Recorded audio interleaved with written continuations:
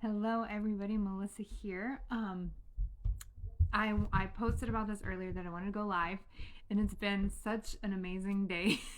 And it was getting later and later, and I was like, I haven't gone live yet. So I wanted to make sure before I got to bed that I went live and talked about my feelings for today, because today is the 2-year anniversary of announcing my, or not, I didn't actually announce it to the public, but I had announced it to family that I would be marrying David Perzina, and we had only met 3 days prior. So the 23rd was actually our 2-year anniversary of meeting each other. And then today represents the day that we said we were getting married after knowing each other for 3 days. And that was so magical, and it still is like so magical to me. And even though like he has now chosen to leave, it doesn't change the magic for me. And I want to be able to talk about that and express that with people, because I don't think that we live very authentically a lot of the times, that we shelter and hide how we're feeling and what we're thinking. And that I really want to have more conversations around things that actually matter, that impact people, and on a broader, wider scale than just like the people we know or the people that we're around. Like to truly be able to open up and express, what it is like to be in a relationship, to have a relationship, to be a woman, to be a human, to live on this planet, to have emotions, to have, to be living a life, to be able to talk to more and other humans about that, I think is super, super important. And I also feel that it is important to say that I am a external processor, that I do much better when I talk, and it really helps me to know that it's not just a video, that I'm actually putting this out there. It changes the way that I talk and the way that I speak and the way that I say things when I say it out loud, especially in front of people. And I really honor that and cherish that. I think it's important that our relationship, from the beginning, I shared our story. I was very public with a lot of things. David taught me to be very raw. He taught me to be very real. You can go to his page now and see how he just really puts himself out there. He puts his thoughts and he puts his feelings out there, and I really loved and appreciated that with him. We actually went live one time after playing a game, a relationship game. We only played it a couple of times. I wish we had played it some more, but a relationship game that he had gotten, and we played live, and we answered the questions live, and we were very real, very vulnerable with each other, and being even on Facebook. And he likes to go live, and he really sparked that within me, that desire to want to do that. So I really appreciate that, and how he taught that and modeled that to me. So that was, that's another reason why I like this. And then, like I said, just having more authentic conversations around things that like actually matter, and like learning other perspectives, and just processing through this information, and just like understanding the thoughts and our feelings and everything, behind it. Like it is still like magical to me. Like it's important that we talk about that. Relationships, too often we have a belief system that says relationships must be pass or fail, and if they fail, then they're over and they're awful, and we never should have had them, and I made a mistake. And I don't think that relationships need to be like that. And in fact, I think pretty much like everything in life that you go through and you experience something, we tend to label things good or bad, but what if we just labeled it is, and we didn't carry like this negative burden with it? And especially with relationships, like we fight so hard that there's this idea that you have to meet one person and then be with this one person forever, and that if you don't, it's a failure, and that everything you had with that person now means nothing, and you should hate them and be angry with them. Like I don't like that. I don't think that that's how it should be, or that's how we should operate. So like right now, he's not actually interested in talking with me, and that's fine, and that's his boundary. I will say that he was very like wanting to sign the divorce paperwork, and asked that I tell him when I was in Vegas so that we can go do it, and I let him know, but he never responded. So to me, I'm like, okay, at least he's not like trying to push for divorce, that maybe he wants to give this a little bit more time, which I think is awesome. I am very difficult to live with. I know that. I am a person who experienced a lot of trauma in my life. I was raised in an abusive home. I was raised with a father who screamed and yelled every single day. I was raised with parents who would fight and scream like this was the norm. And so did David, which is why we trauma bonded so quickly when we met, and we fell in love so quickly. And I don't think that makes our love less real. In fact, I think it makes it more real, more like understanding and connected in a different level. I'm not promoting trauma bonded by any means, but I'm saying that in our relationship, what we experience things at such a deeper level. Like the most amazing moment I ever experienced in my life was the absolute stillness in my mind and the absolute certainty that I had that this is the man that I wanted to marry, that I wanted to be with him. And there was no like doubt, worry, or fear or voices in my head telling me like, oh, what about this and what about that? Like it was just this pure certainty that felt so good. And he's the one who, I've never felt that with a person before. So feeling that with him, it was no doubt in my mind that we were going to be, married. And that saying that on the third day was like, of course, like, why would I wait to hold back this magic? And in fact, somebody had asked, why not wait a little bit? And I'm like, the only reason we would wait is because other people think we should, which means we'd be living for them and not for ourselves. Like, we want to live our lives for us and who we are and what we believe in and how we feel and how we operate. And we feel like we want to be married. We want to do that. We want to make that happen. We want to go on the beach with each other. We want to, announce our love to the world. And we want to do that on the third day and then, travel and do these things. Like, it was all magical. And I love every moment of it. And I don't regret it in any way. I don't, wish it didn't happen. I don't think I wasted any time. I think I grew. I think I reflected. I think I have evolved a lot as a person. And I am so, so grateful for all those things and all the things that he taught me, to put my energy first, put myself first so that I can, be who it is that I want to be without giving away my power to other people or other situations or other circumstances, and to truly step into my own light. And that's something that he does for himself. And, he's doing it and it allowed me to see it. Like, it was easier for me to take care of him than it was to like take care of myself by myself. I took better care of him than I took care of myself when I was just by myself. And I started to learn how to take care of myself better through taking care of him. And it like changed the game for me. And that's why, like, when he left, I even talked about how I needed to continue going grocery shopping. I needed to make sure I got up, cooked my food the same way I did for him, the same way I made the coffee fresh for him every morning. Like, I needed to continue to do those things for myself. Because ultimately, any relationship that we have, any love that we have, it's what we love about them is something that we have within inside of us, which is how we're able to see it within them. This person is so generous and they're just so loving, and I just see it, and it's like, and that's because you see it too. But also, like, when you're like, I just love this person so much and I wish they could see how much I love them, like, put that back into yourself and take care of yourself. Like, everything you're saying you would do for them, do for yourself first. And then, like, whatever it is that you want in your relationship, do for yourself. You want, someone to take you out on adventures, and take yourself out on adventures.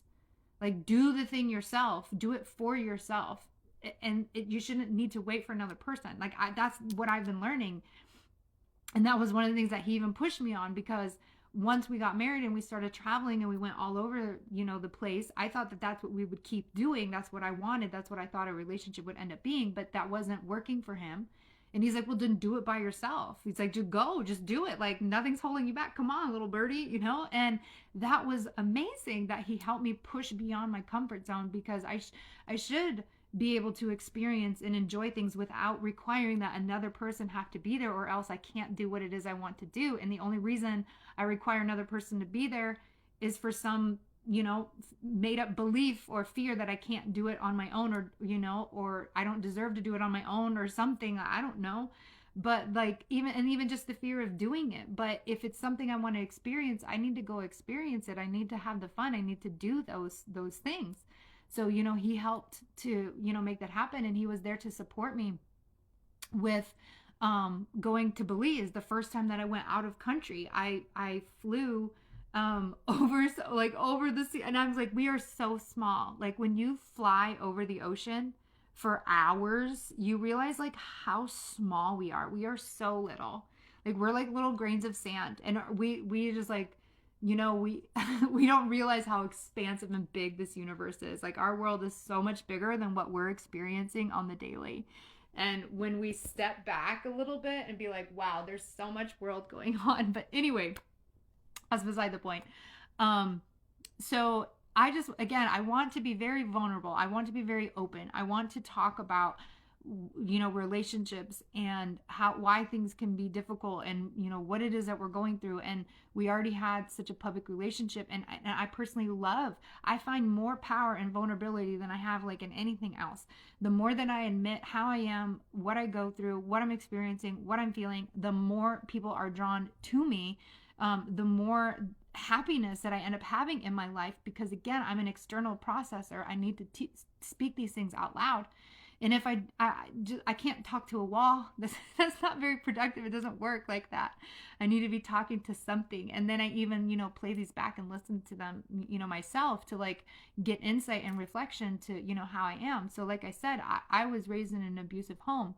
And I didn't know how to have a loving relationship. I didn't know how to be a loving partner. I didn't know what a loving and gentle man was. Like there's a lot of things that I didn't ever get to experience. And then in addition to that, I was also raised around yelling and screaming, chaotic abuse. And these are things that I would continue to do, or that I would create to happen within our house or our condo that we live together.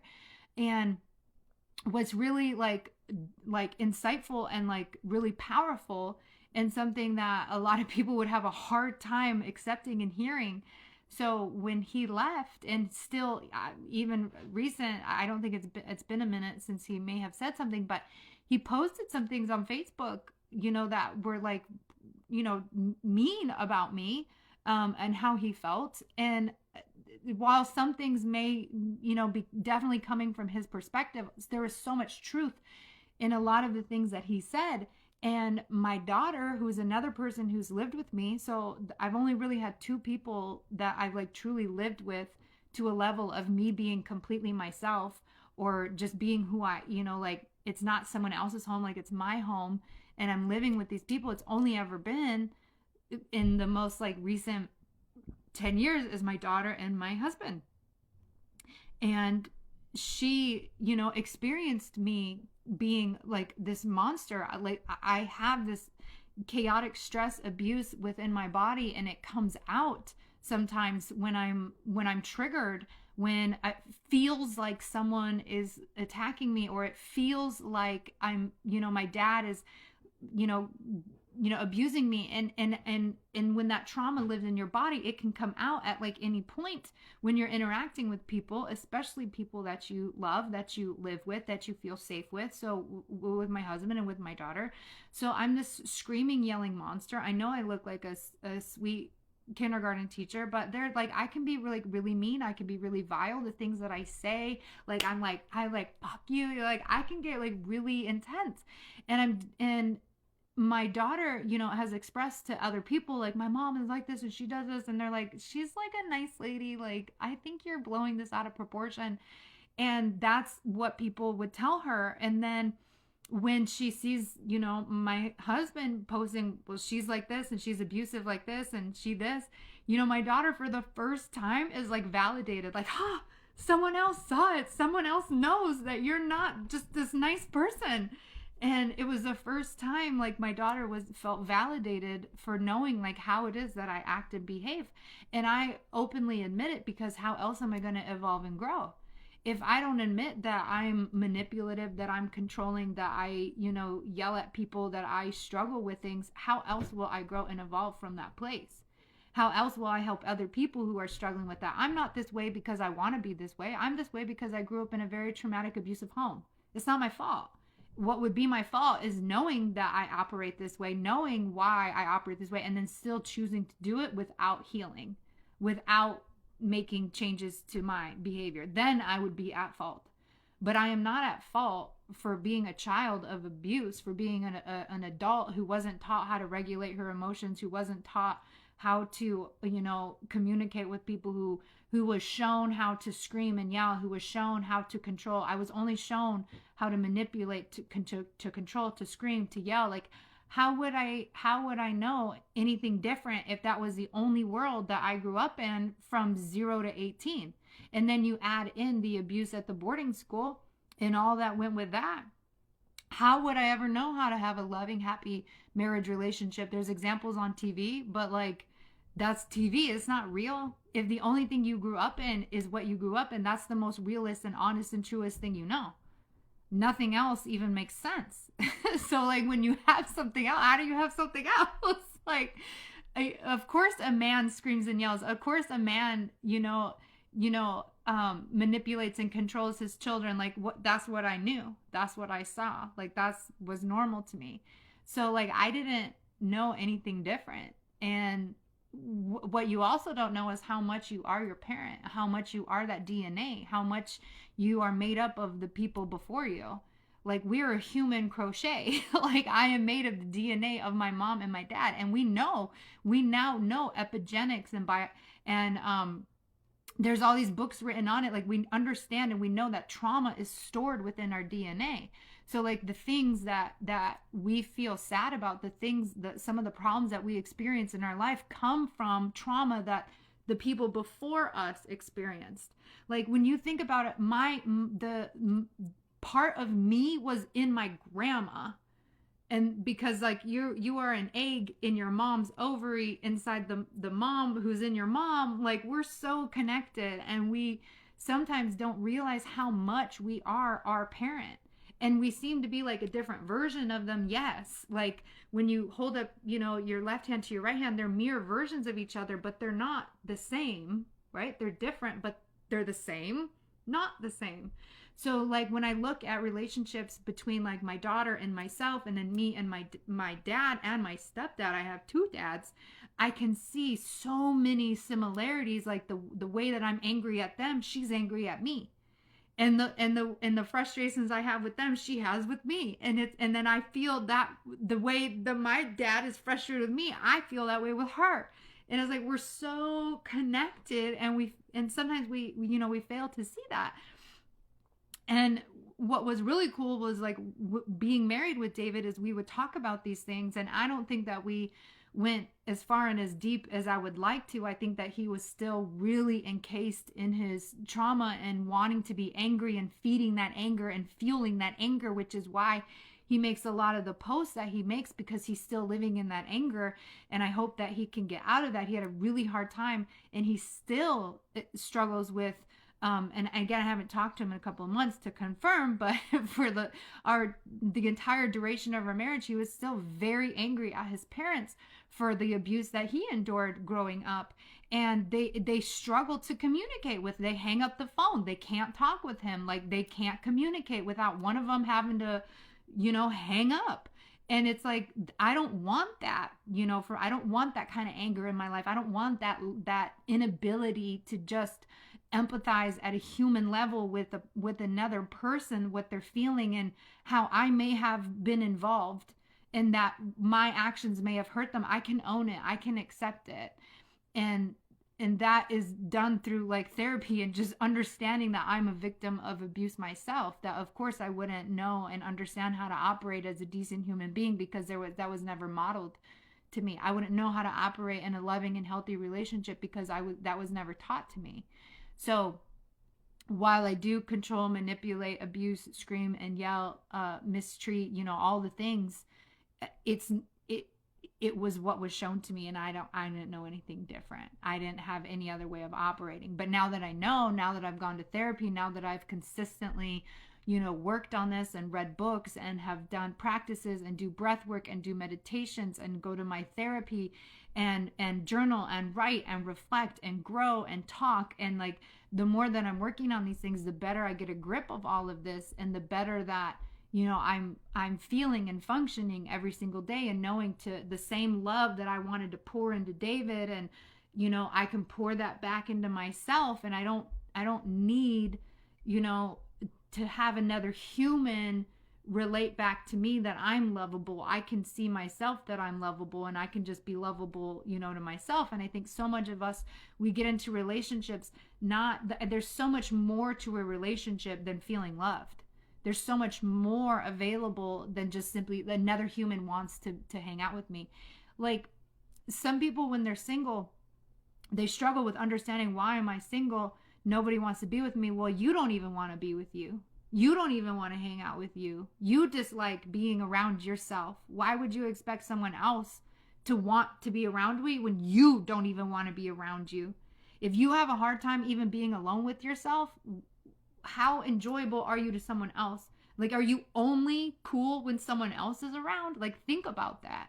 And when you are seeking a relationship, whatever it is that you're seeking from them is something that God's source energy wants you to feel within yourself.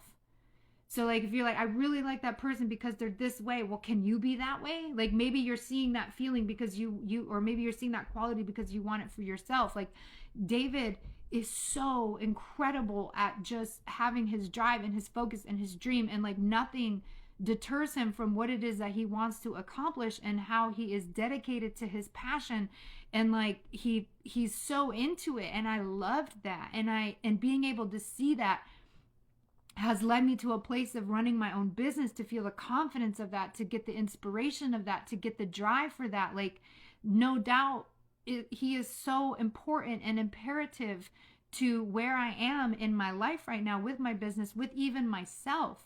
He met me, and I was like, I had like longer hair and a very plain, like, I did not have this. And now this is like a big piece of my identity and who I am, and being colorful and just being bright and being shiny. And like, I told my daughter the other day, when I was going out, I was wearing like this new outfit I got, and it's visible, it's poppy, it's, vocal, it's out loud. And I was kind of nervous to leave the house. I said, it's easier to dress like me when I'm next to him. Like, I knowing that I have one other person who's like, yeah, it's cool, like, that helps.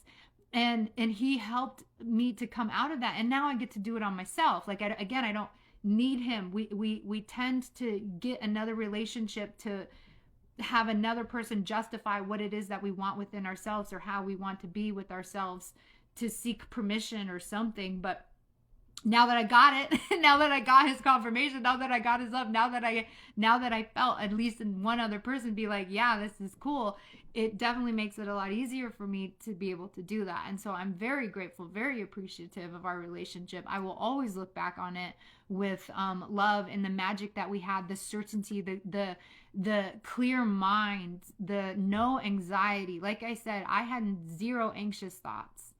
Like, when I was like, I love this man, I'm going to marry this man, there's no doubt in my mind, even though I met him 3 days ago, I want to marry him. I absolutely want to be with him 100%. Sign the paper. Let's go to the court, Vegas right now. We ended up not doing that. He really wanted a magical beach on the wedding, or wedding on the beach. And we did do that. But I was ready. Like, I was like, we're in Vegas right now. Like, how perfect to have a little Vegas wedding on the Vegas beach. Like, are you kidding? Or not the Vegas beach. We love the beach. We definitely got married on the beach. But how perfect to have a Vegas wedding.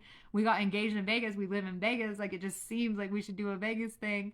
But then the beach, of course. And I'm so glad that he made that decision, because it was just so magical. And I love it. And I'm not going to be like, oh my God, I wasted this 2 years of my life, and he this, and he should, and he's missing out, and blah, blah, blah. Like, I cook for him every day, blah, blah, blah. And he's whatever. Like, I don't have any energy for that. I'm like, I am so grateful that I came out myself, that I'm more me than I've ever been. I'm so grateful that I've had the opportunity to reflect and grow, that this was the first time I've been able to go to therapy and stay going to therapy, and having his support, encouragement along the way, and like and he held for me like no other person has. Like, with all the trauma that I have, with all the things that I said, I controlling, manipulative, I scream, I yell, I belittle, I just constantly say mean things. I'll clap my hands, like I'm fucking mean, and I curse and I say shit, and like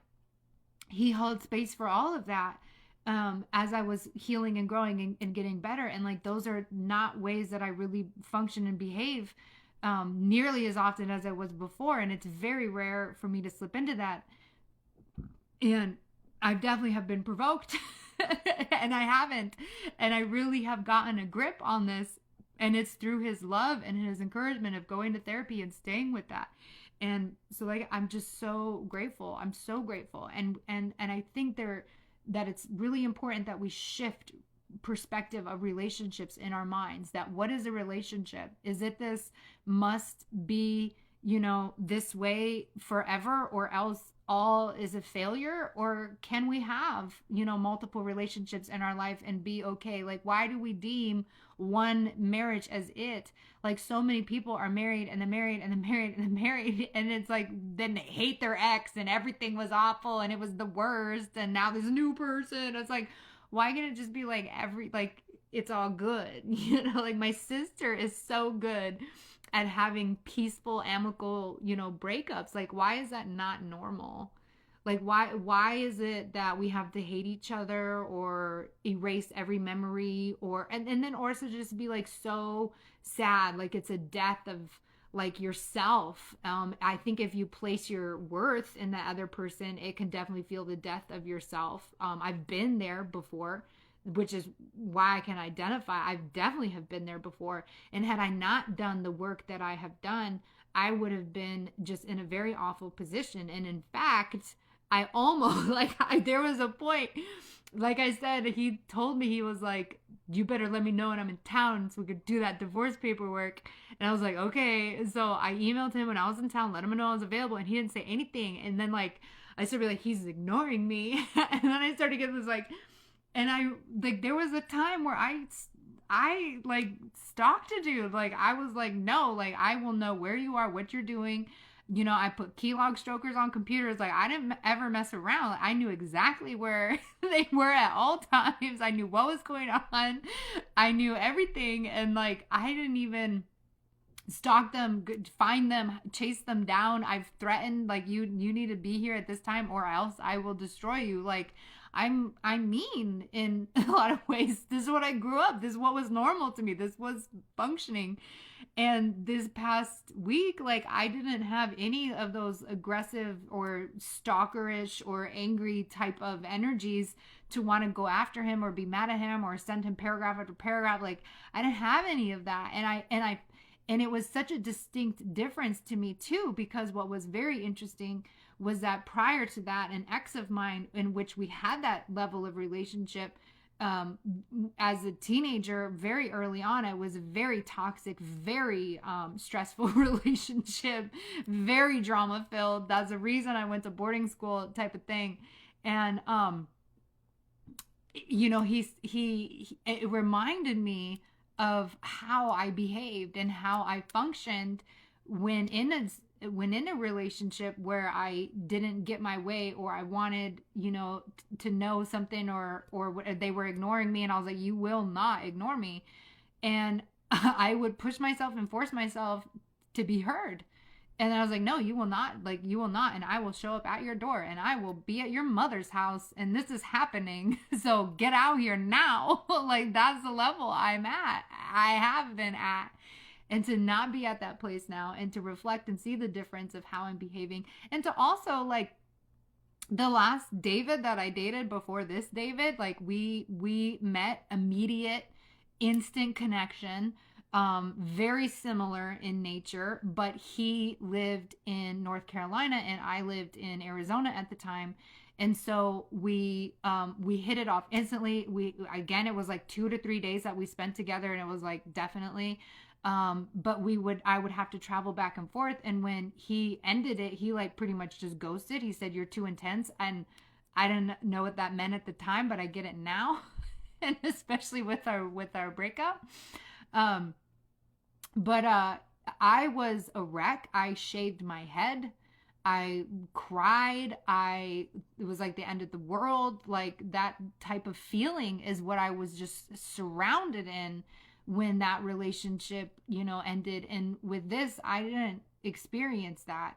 I had those moments within our relationship, and seeing myself get to that point where it felt like I would rather not be alive than have this relationship end, to see me get to that place of where it felt like that. Not that I would behave in that manner or take action like that, but that even the thought would cross my mind, or that feeling would wrap itself around my lungs. Like, I don't want to be like that. And that was another thing that really pushed and excelled, the therapy. And David would not let that go. Like, he would bring it up. He's like, and I disagree with him, because he said, you threatened suicide. And I was like, I don't feel like I had threatened that. I said, I just need you to stay home, because I was on my way from Colorado after not sleeping.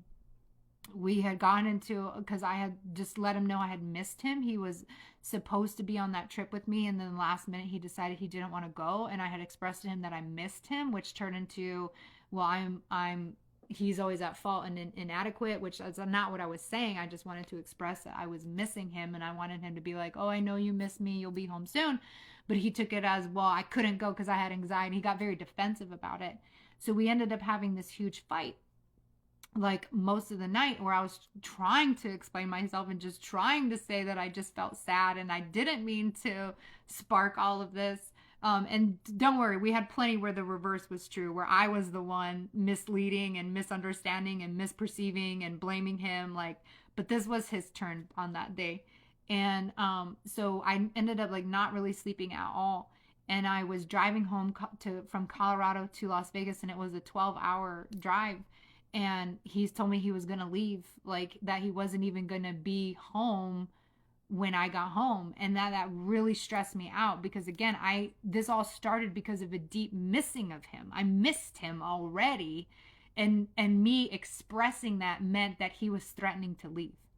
And I'm like, what the, I don't even understand how that is happening. And it was really, really tricky for me. And so he called, or I called him and I said, please don't leave till I get home. And he said, why? And I was like, I don't even want to say, I don't even want to talk about the thought. Just please don't leave. And then he interpreted that as I was threatening suicide, which, okay, sure. I can see that can be implied. And I certainly felt, my life is good for nothing. Just throw yourself off the car. That thought crossed through my mind as I was driving. But I had no sleep. We had been fighting all night, and I didn't understand, because I had missed my husband, and expressing that now meant he was leaving. And that was a really, really rough day. So him bringing that up though, and mentioning hey, you were to the point where you wanted to end your life if I left. And he's like, therapy. And I had already been in therapy at that point, and that just really helped to continue the drive and the desire to work on myself and my emotions, so that I wouldn't be in a place where I felt like that, or operated like that, or had those thoughts cross through my mind. The ending of a relationship shouldn't trigger someone to be like, I need to die. That's not really healthy. It's not Romeo and Juliet. It shouldn't die, especially if the other person willingly or chooses to want to leave. I could understand if someone was taken from you, but if they want to end the relationship, then you need to let them go without the desire to kill yourself. I think that if you do feel that way, that you should go to therapy, which is what I did. And continue to work and to grow and evolve, and to understand that this is all related to the trauma and the abuse of what I adored as a child. And that, again, the way that I think, function, feel, and operate is based off of how I was raised as a child, through the abuse and through, my parents and boarding school and things like that. They determined the systems that operate within my brain that tell me how to function and love and communicate and whatever. And they just weren't very good systems. And I had to learn and grow and evolve and choose to make other decisions. And, David was such a big part of that journey of really being able to get to a space to understand my background, to understand my trauma, to understand my triggers, to understand why I behave the way I do, why I'm so defensive, why I fight, scream, and yell, why I manipulate, why I control, why I do all these things. And it all stems from, you know, my childhood and the way that I was raised, and the pain and the trauma that is trapped in my body from that, and then healing that pain and trauma so that I can make, you know, different decisions. And the healing is when you are in the middle of choosing another decision, like making another decision. Like, David leaves, I'm going to be a puddle on the floor. David leaves, I'm going to continue to take care of myself. David can leave. He chose to leave. He's an adult. He doesn't consent to this relationship anymore. He can leave. You know, and I'm going to take care of myself, and I'm going to keep doing what I was doing, because this is not the end of the world. This is not the end of my life. Like, my life is still happening. My life is still growing. Like, things are, you know, like, just keep going. And, you know, honestly, every relationship that I have has gotten better and better and better. So, like, if this relationship I had was fucking magical, and it was incredible, and, you know, we you know, are in a period of going through the you know, the trauma, and whether we stay together or leave, I'm still so grateful. Whether it's a season or a lifetime, I'm super grateful and super appreciative of however it plays out.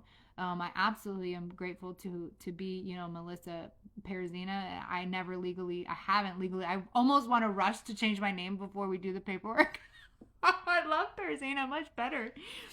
I've been thinking about changing my name to my maiden name, which would have been Romanowski. Well, my mother's maiden name, which would be Romanowski. But I like the ski. As one of the things I love about David was he was actually Polish himself. Perzina is feather blanket in Polish, and he would always put ski on the end of his words. Buski, he would call me, and I loved our relationship. But like I said, I know that I'm hard to live with. You know, the things that he said about me on his Facebook page validated how my daughter felt, the things that she experienced. And I know that there's things that I have to work on, and it's, you know, holding another person to that. Yeah, like, it's completely understandable why he would want to leave. I mean, that's not why he left. He left for other reasons. But he certainly, you know, talked about a lot of those things, and admitting those things, opening those things up, being vulnerable about those things, being willing to talk about those things, having real conversations with other people about real stuff, and being able to, you know, connect with other people who may have experienced similar things or are going through similar things. You know, how we can all support each other, love on each other, and just connect better and be more authentic with ourselves. Like I said, the more that I'm vulnerable, the more that I share from a space of, you know, what is going on with me, what I'm thinking, what I'm feeling, and what I'm learning, how I'm growing, how I'm evolving, the more that I communicate these things, the better it gets for myself, my life, and my relationships become deeper and more meaningful. And that was the thing with David too, is how much we shared with each other at the beginning of what we have gone through, what we have, you know, experienced in our lives. And it really allowed us to connect at a deeper level. And there has never been a person that I have ever been like so utterly myself with. Like, even my best friend, there are things that I still reserve myself from that I didn't with David. And, you know, I really am grateful that he was able to, you know, do that for me as long as he did, even considering how, you know, I could be screaming and yelling and mistreat him in a lot of ways.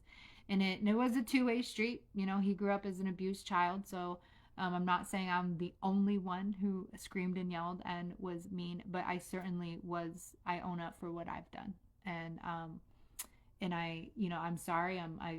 You know, and I the thing I even said with my daughter too is, I will always apologize for the things that I have done for until you accept it and receive it. I'm not going to be upset that, you know, it still hurts you and that you may bring it up or that you may need to hear it again, but I'll repeat it every time because I mean it. Like if I, like, yeah, I did try to control you in that way, and I'm really sorry. At the time, I I made that decision based on trauma, whatever. Trying to explain it now doesn't even make any sense. I own the fact that I was manipulative and controlling. Sorry, I'm going to do better next time. And that's that I've been operating that way for a long time, and there's been so much to learn and grow from. Like, the first time I had that type of apology, I wasn't doing it for everything in my life. There was still things that I didn't like fully understand that I was doing or how I was operating, especially when, again, if you're not raised with how to control your emotions, how to understand your emotions, when you're not raised with how to communicate, how to have a loving relationship, how to, just this whole, like, even within my family, like my dad, everyone else had to be okay for him to be okay. And I don't mean like us okay, but like okay how he needed us to be okay. Like he had a hard time controlling himself and how he felt. And it was like the more that he can control the outside world, then he felt like he would be better, but like he could never really control the outside world, because really the only thing you have to control is yourself. But people who have a hard time controlling themselves try really hard to control other people with even screaming and yelling and all this stuff, which is the same behaviors I had. And I see it. I'm like, oh, well, yeah, my dad did that, so then that's what I did. Okay. Now I don't want to do that. If I'm trying to control and manipulate you in order to make me feel better, then I just need to work on making me feel better instead of trying to manipulate and control you. Like, now that I know that and now that I see that, I'm just okay, I'm going to make a different decision. And this need for the other person to do something or say something in order for us to feel better, that was a big thing that I learned within our relationship, was not to have my feelings be dependent upon David's feelings and or actions or inactions, words or deeds or whatever. That my feelings needed to be generated within myself and chosen by me, and not him or the circumstances that we were in. And taking true ownership of that and your feelings and how you operate is one of the most magical, powerful things that I've experienced in my life. And that all came from our marriage, which was one of the most magical, powerful things that I've experienced in my life, including our meeting and our engagement. And so today is the 2-year anniversary of that. And I just wanted to be able to talk about my feelings on all that. So love you all. Thanks for listening. I hope this has helped you in some way. Know that you're not alone, that, you're not crazy for like relationships being a struggle, and or that, we have these false beliefs about how relationships should look. If you are not a type of person who always has long one-term relationships, that you've had a few different ones and you're okay with it, like, that's cool. Like, whatever you're okay with is okay. We don't need to have the same rigid ideas about relationships. So yeah, love you all. Have a good night.